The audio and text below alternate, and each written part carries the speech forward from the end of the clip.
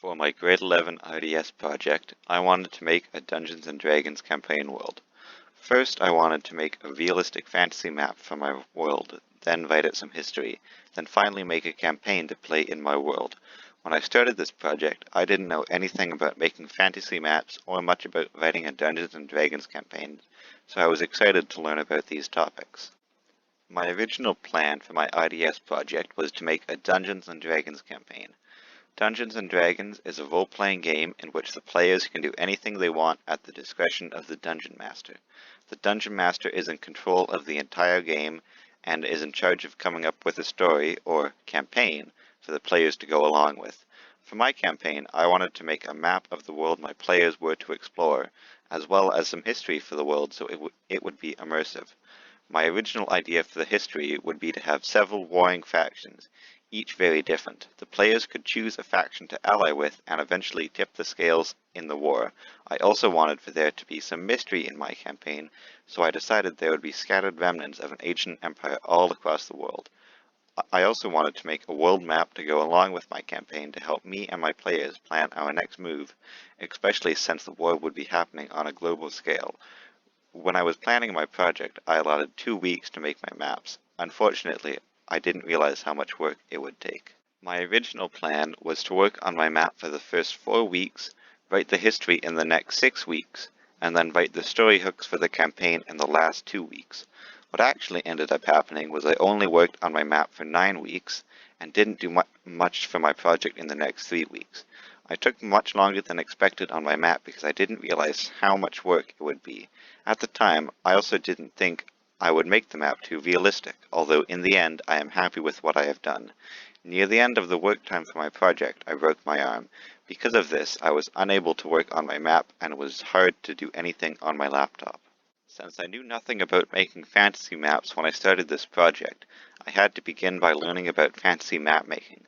I did a quick search on YouTube and found some excellent videos that showed me what to do and gave me some great tips. The first step was to make a sketch of what I wanted my continents to look like, which I did on a website specially designed for fantasy map making. Unfortunately, this website didn't have all the features I wanted, so I had to branch out into the world of Photoshop alternatives. The YouTube videos recommended a free software called GIMP, and this is what I used for the rest of my project. When I was planning out my world map, I had to work backwards from what I wanted to what I had to do. I wanted my world map to have countries for all of the major factions, and for those countries to have their own provinces. To make these borders realistic, I had to have rivers and mountain ranges for the borders to trace.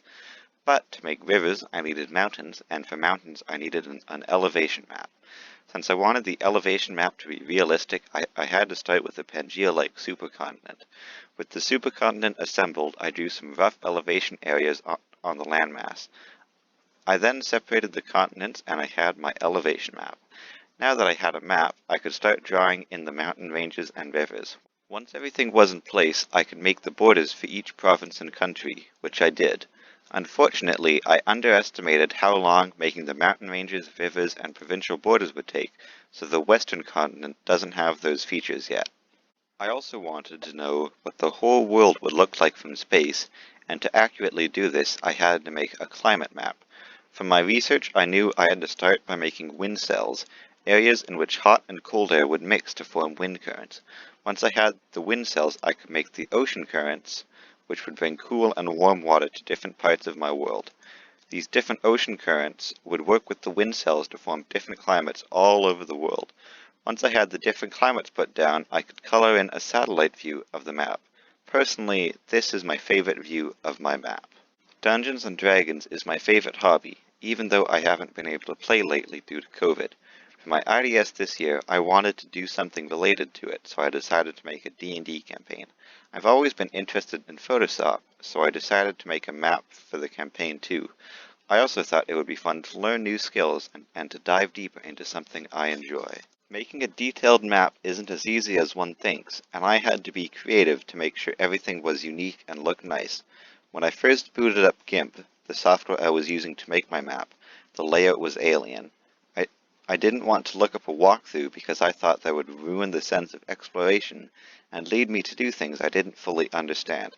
I had to basically learn it from scratch, and because of this, I really exercised my problem-solving skills. When I was planning out the rivers, mountain ranges, and provinces, I had to constantly ask myself if they were realistic. Something I would have never guessed would be a problem was making sure the updated elevation map didn't get too steep. In the process of making my map, I used my critical thinking skills to make sure everything was organized and wasn't too cramped. Each week, I had to make sure I worked on my project at least a bit so I didn't fall behind. I didn't expect how much work the map would be, but I think I successfully self-managed. This project was a challenge for me because I had to do something I had never done before. I had no idea where to start with making a map, so I had to do some research. I had to research continental drift so my mountains would be accurate, and I also had to research how climate zones formed so my climates were accurate too. The map making process was challenging too because there was a lot of work to put all of my ideas down and to get everything right. As I previously mentioned, I had to learn a whole new software. It was a challenge to begin with, but I quickly gained confidence and could work efficiently and use my time wisely. I really enjoyed the entire process of my project, from planning to research to creation. Even if I wasn't able to complete everything I had set out to do in my original plan, I am still extremely happy with what I have done. In the future, I might expand my map and finish my ideas for a D&D campaign. I definitely learned a lot during the process of this project, and it was an excellent experience. Goodbye, and have a good day.